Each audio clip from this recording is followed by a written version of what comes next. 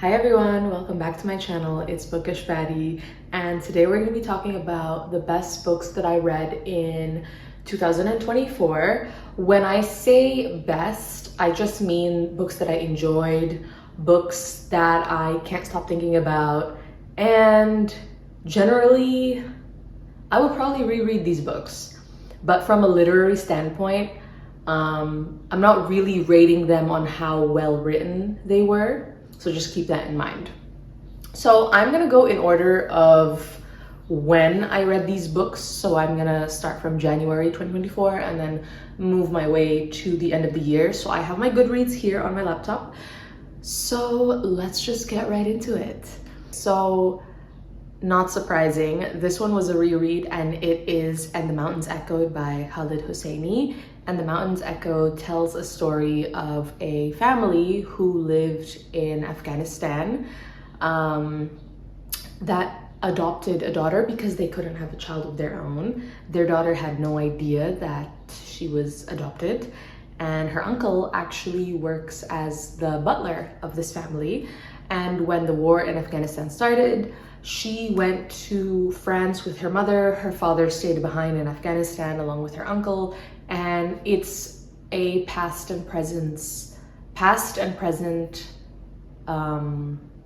storyline, I believe, and kind of like what happens throughout the war, after the war, how does the daughter reconcile with her family. So yeah, it's a really good tale of like untangling family lies, secrets, and mystery. And then of course there's also the backdrop of like the Afghanistan war, like a story of resilience, story of love, story of family. So I don't even need to say more. He's my favorite author. You guys already know this if you've watched any of my videos. Yeah, And the Mountains Echoed. My next favorite book is Just for the Summer by Abby Jimenez. And I know this book is... Who hasn't talked about this book? Okay, I think this book has made it to everybody's best book of the year in 2024. And let me tell you why, okay? It's not for no reason. There's a clear reason. So when I read Just for the Summer, it was like really the first time that I ever felt like a romance novel could talk about something deeper, right? Because in a lot of these romance novels, it'll just be people who are like, oh, I'm not ready for a relationship. And then they get into one anyway for no clear reason and no clear background, or like their reason for not wanting to be in a relationship is not clear enough. But in Just for the Summer, the main characters have clear trauma that dictates why they behave the way that they do. It talks about family dynamics between the female protagonist and her mother, who has borderline personality disorder. And I really do have to commend Abby because she worked with a lot of mental health professionals to make sure that she portrayed BPD in the best way that she possibly could have as somebody who's not a mental health expert. Now, let me get into the premise of the book. I'm sorry that I rambled, okay? Just for the Summer is about these two people, okay? This guy basically writes a post on Reddit talking about how he is cursed, how every single woman that he dates, and then they break up, she always finds her soulmate or like her husband after him. And so he's talking about this on Reddit, and this girl found this Reddit post and she's like, hey, that's kind of the same thing with me. Every man that I date ends up finding his wife after he dates me. So we're kind of like cursed in a way. Why don't we date each other to cancel out the curse once and for all? Because after I date you and you date me, we will obviously go on to find our future partners in life. Very interesting premise. Of course, they actually end up falling in love over time in the book. So honestly, it was really interesting. I read this book first before reading her other books, and I didn't have a problem with that. So if you want to, you can just read Just for the Summer, like it'll totally make sense. Next, I read A Woman Is No Man by Itaf Ram. This is about a Palestinian American family. So it starts off with a Palestinian girl who was flown out to Brooklyn to get like an arranged marriage. She didn't want to do this, but she was forced. This was her only way out of Palestine. So she gets married, she has a kid, and history repeats itself because her kid is also being told to get an arranged marriage even though she does not want to. So it is a multi-generational story. It has multiple different perspectives. First the mother, then the child, and then the grandmother, who perpetuates these stereotypes and perpetuates this house of patriarchy and sexism. And it really kind of explains why sexism and the patriarchy can be so deep rooted in these immigrant communities. It is honestly such a heartbreaking but also important story. Yeah, I don't want to say too much just because I think you have to really go into it blind to really enjoy it, but just know this, you won't be disappointed if you read this book. Next, I read All My Rage by Saba Tahir. Again, an immigrant story, but this one is about a Pakistani American family who lives in a small town called Juniper. I believe it's like somewhere in California. And this Pakistani couple have a kid who is then like, it's like these two best friends basically. These two best friends, the story kind of starts off with them having like a fight, and we don't know why they aren't best friends anymore. And over the course of the story, it kind of, you kind of figure out why they stopped being friends. There's a lot of racism involved. The female protagonist really has a tough time with like,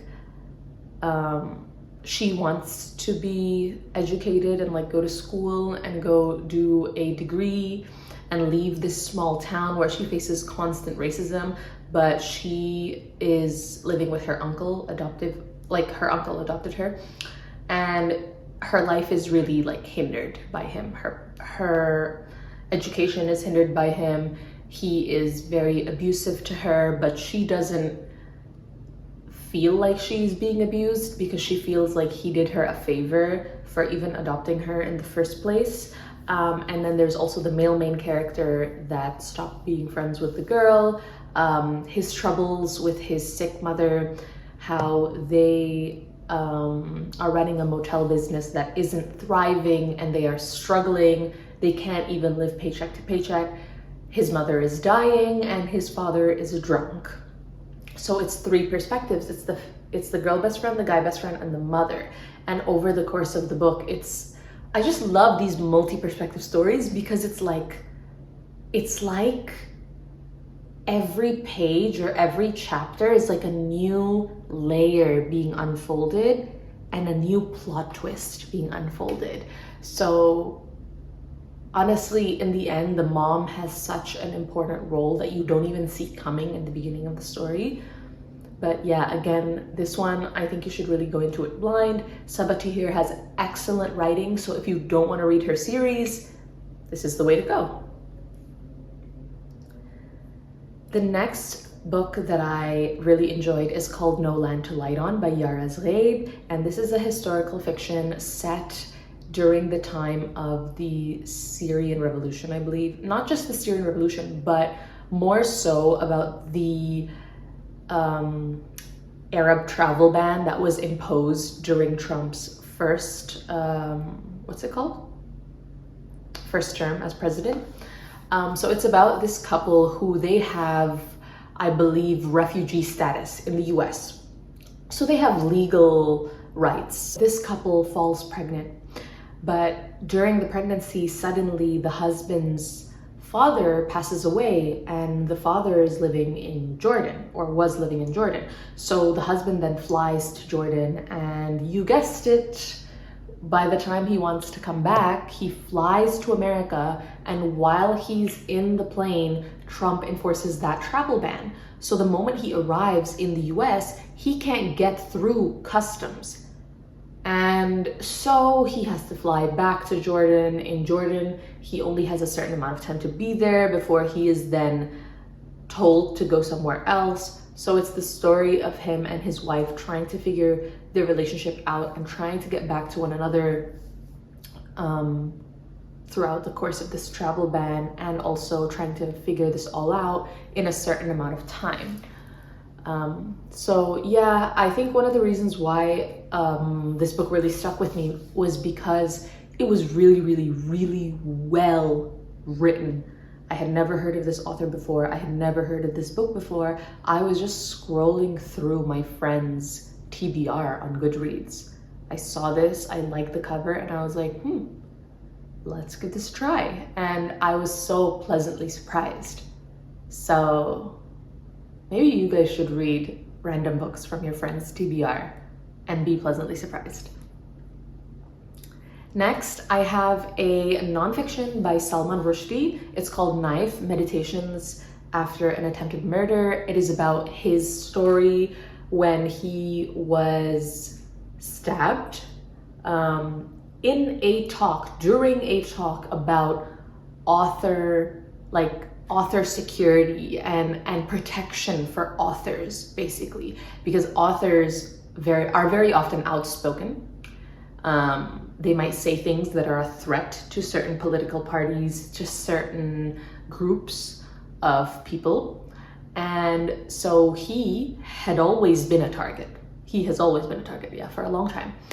And lo and behold, the irony of him speaking up at this convention and then being stabbed at this same seminar, it's about him kind of facing the reality of being stabbed, and his worst fear happened, which was being blind in one eye. He has to relearn how to do everything because he was stabbed in many different parts, I think like 17 times. He had to relearn how to use his hands, how to walk, how to, move, how to live life with one eye. So in doing all of that, Rushdie also had to kind of forgive his assaulter, So it's, for me, I really enjoyed this book because it was well written, not so much of the story that it told. It was so well written to the point that it was like reading a fiction novel. There was even one part, like one chapter, that was him speaking to the man that stabbed him, having a dialogue with the man that stabbed him. And the whole chapter was fake. He never actually had that conversation. It was all, he wrote it all down just so that he could process what it would be like to talk to his stabber, what it would be like to forgive the person that stabbed him. And ultimately to accept that there's no amount of reasoning, there's no amount of convincing his assaulter that what they did was wrong, because ultimately the person that assaulted him truly, truly deep in his core believes that Salman Rushdie deserved to die. So yeah. Next, I talked about this a lot in a few videos, so I'm just gonna speed through, but it's As Long as the Lemon Trees Grow by Zulfa Khatouh. This is about a girl who lives in Syria with her sister-in-law, her pregnant sister-in-law. Her father and brother are imprisoned, her mother has died, so it's just her and her sister. And she is a pharmacy student forced to become a doctor because medical professionals are lacking, or were lacking during the Syrian revolution. And she meets this boy. And because she meets this boy and she's starting to fall for this boy, she starts to wonder if she should even leave Syria to go to Germany. Because this is like her brother's last wish to her is to please go to Germany with his pregnant wife, to kind of save his wife and his baby. And she's starting to feel conflicting emotions. She starts to want to stay in Syria because of this boy that she's falling in love with. And throughout all of that, she is battling demons in her head because she literally has this sort of alter ego or imaginary friend who's always whispering in her ear and giving her like these horrible visions of what's going to happen if you stay in Syria. This is how you are going to die. And it's a lot of mental health struggle on her end, right? And as she meets this boy, she has to figure out how to let him in, how to let him love her and things like that. So it's honestly such a beautiful tale of found family, because her family and his family start to like converge as one. Next we have A Monster Calls by Patrick Ness. This book honestly was surprisingly philosophical in many ways that I wasn't expecting it to be. It's a short story about Connor, who has the same nightmare every single night. And he also is haunted by this tree in his backyard, this talking, moving tree, who keeps pestering him to tell the tree about Connor's nightmare. And Connor refuses to speak his nightmare or to verbalize his biggest fear out into the world. Connor is a troubled young child because his mother is battling cancer. His mother is essentially dying. So the tree and his nightmare is kind of like a vision of what's to come. It's his worst fear. What happens if my mother dies? And throughout the course of the short story, he has to grapple with the reality that my mother is dying. How do I accept this? So the tree kind of tells him these 3 different tales, and each tale has like a different message that you can take away from it. And so that's why I was really surprised when I read this book, is because I wasn't expecting it to be so meaningful, to have such a powerful message in all of these 3 different short stories that the tree tells Connor. And even though Connor is a kid, the way that he deals with his emotions, the way that he deals with his anger, fear, his resentment, the way he deals with all of that is so relatable, because even an adult would struggle to accept the reality that their parent is dying, right? So yeah, I think I cried like a couple of times reading this book. It was super impactful. Next, I think more people need to talk about this book, but I do know that this was actually in a couple of different YouTubers' best books as well, and it's called A Psalm for the Wild-Built by Becky Chambers. This is also a short story about a robot and a tea monk. And this tea monk basically goes around to different towns selling these different like tea elixirs and healing elixirs, but at some point they start to think, is this all there is to life? This can't be all there is to life, you know, I have to figure out what I want to do with my life. And so they go out into the forest, into the part of their world which is like a no human zone. That's where all the robots live. And there she meets, and there they meet a robot. And this person and this robot, the monk and the robot, start to form a friendship, start to form an alliance. The monk learns so much from the robot, and the robot learns so much from the monk. And one of the things that made this book really stand out to me is the robot basically says something along the lines of, you know, you humans, you gave us the freedom to do whatever we wanted. So we moved here, we moved into the wild, and we literally took that seriously. We do whatever we want here. So if we want to spend our lives staring at the sunset every single day, that's what we do.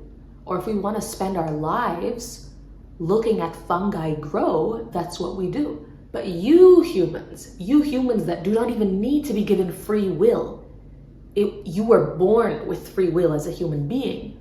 You struggle to figure out what you want to do with your life when you could do anything. And yet you feel some sort of obligation that you have to be this or you have to be that. And it was just such a powerful conversation that, like, yeah, yeah, why are we like this as humans? The fact that a robot could relax and could enjoy life and live in the moment more than a human being was just so profound. And I will try to put a quote up here if I find it. I don't know where my iPad is, so I can't look for the quote right now. But yeah, when I find it, I might just do a voiceover. The last book that I read and made it into my list of favorite books is called Anibot by Sierra Greer. So, think about a world where robots exist and can be bought as housekeepers, as nannies, as cuddle bunnies. You think of that what you will, okay? Now think of a world where somebody has a cuddle bunny robot and begins to treat this cuddle bunny robot like his girlfriend and begins to form a real relationship with her. Think of the autonomy in that relationship. Think of the power dynamic or power imbalance in that relationship. That's what this book is about, okay? It's about Anibot, who was basically created to be Doug's cuddle bunny. Over time, Doug starts to treat her like a real girlfriend, sets her on autodidact mode, which basically enables her to learn from her interactions and evolve into a more human-like bot. But still, throughout the course of the story, she can't really think or behave for herself, because even if she has these thoughts, she is constricted or confined to the commands that Doug has given her, right? So for example, she's in a relationship with Doug, but she can never leave the house. She's in a relationship with Doug, but they never go on dates. He never introduces her to his friends. And there are all these different things that you wouldn't actually do if you had a real girlfriend. And the crazy thing is, the scary thing is, when I was reading this book, is that a lot of the things Doug did to her, he felt no remorse, and it was very reminiscent of how real men behave to real human women. If there were no repercussions for a man's actions, men would treat women the way that Doug treated Annie here in this book. How easy it would be for a man to command a woman. How easy it would be for a man to truly feel in control of a relationship where the woman has no say. And over time, what's funny is that Doug starts to get angry because Annie doesn't have her own opinions. He starts to fight with her over this. He starts to get angry to her over this. And it's ironic because it's like, what did you expect? She's a robot. But yeah, honestly, it was a really, really cool book. It was a really, it really got you thinking, you know, just like that other book with the Timo got me thinking. But yeah, this book and the last book by Becky Chambers honestly made me think, maybe I should read more sci-fi. Maybe sci-fi is not that bad. Maybe sci-fi is not that intimidating to get into, you know? And maybe sci-fi can be very deep and meaningful and philosophical. So in 2024, I learned that I like sci-fi, that I love historical fiction way more than I thought I did, that I actually enjoy romance, and I love short stories. Who knew? Who knew? But yeah, that's it from me. Thank you for listening to me ramble on and yap about books. If you have any bookish recommendations, any of your favorite books you want to recommend to me, please leave a comment down below. I would really appreciate that. Don't forget to like and share my video with any of your friends who like to read. But yeah, I really appreciate you watching, and here's to another great year of reading ahead. Bye.